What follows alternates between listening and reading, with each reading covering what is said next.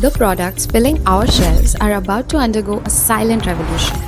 Your next purchase could carry a hidden environmental cost brought to light by a groundbreaking new global policy.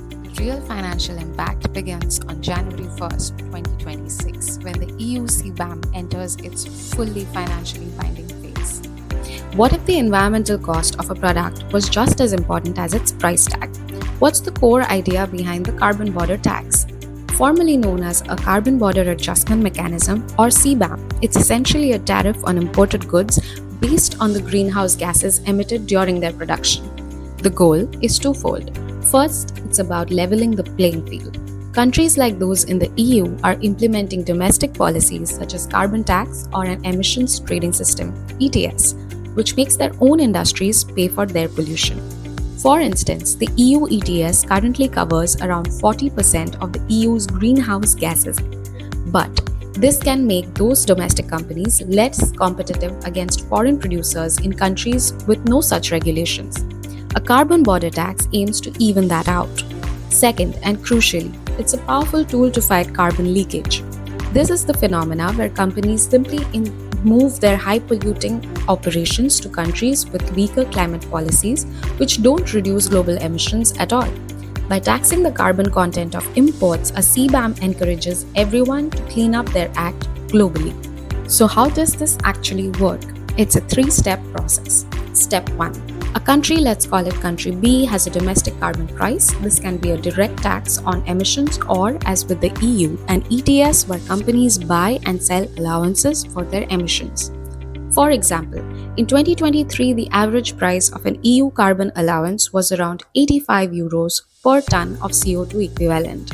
A company in country B in step 2 wants to import goods, say steel, from a foreign company in country A. The foreign company or the importer has to calculate and report the total greenhouse gas emissions embedded in that steel. This includes direct emissions from the production process and indirect emissions from the electricity used. According to EU CBAM regulations, if verified emissions data isn't available, importers must use default values, which can be significant. Step 3. Country B compares the carbon price paid by its own domestic steel producers to the carbon price, if any, paid by the foreign producer in country A. If the company paid a lower price for its emissions or nothing at all, the CBAM tariff is applied to make the difference to country A. Essentially, the importer has to buy CBAM certificates from the carbon embedded in their product, matching the cost that domestic producers would pay in country B. This ensures that the price of importers is equivalent to the price of domestic production and the country's climate goals are not undermined. As of late 2025, the global leader in this space is undoubtedly the European Union. The EU's Carbon Border Adjustment Mechanism, or CBAM, is the world's first carbon border tax. It entered its transitional phase on October 1st, 2023.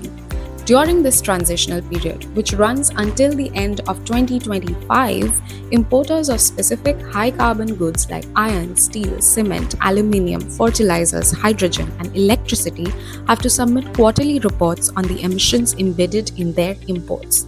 The EU has estimated that these initial sectors covered by CBAM represent approximately 45% of the EU's industrial emissions. The key here is that it's a soft launch.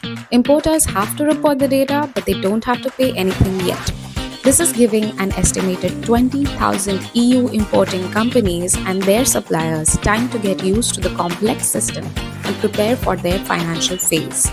This move hasn't been without criticism. The EU's stated purpose is to prevent carbon leakage, but there is some discussion in the market about a different, less publicized potential outcome of the CBAM.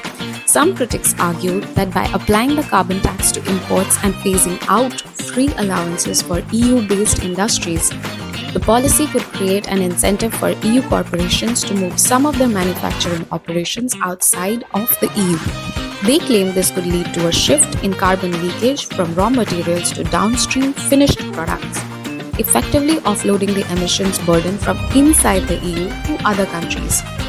This debate highlights the complex and sometimes unintended consequences of a large-scale policy.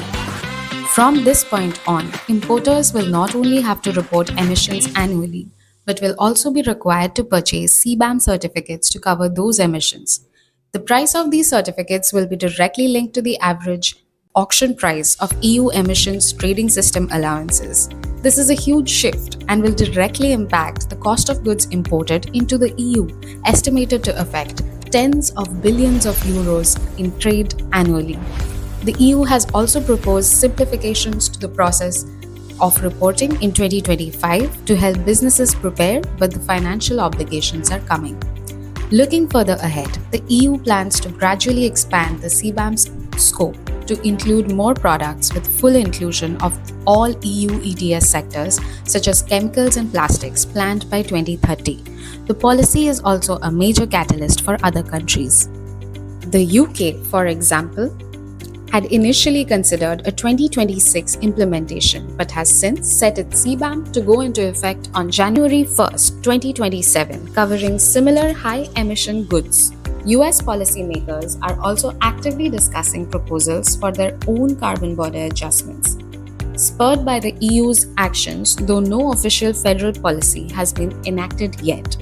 In a world increasingly focused on climate change, carbon border taxes are moving from a theoretical concept to a global reality. There are clear signals that countries are beginning to link trade policy directly to climate action, forcing industries worldwide to account for their carbon footprint or face a financial penalty. As we head into 2026, the age of cheap, high carbon goods is rapidly coming to an end. This is a massive shift, and staying informed is key. To get a deeper dive into the official regulations and data we discussed, check out the links in the description. And if you found this video helpful, give it a thumbs up and share it with someone who needs to understand what's coming.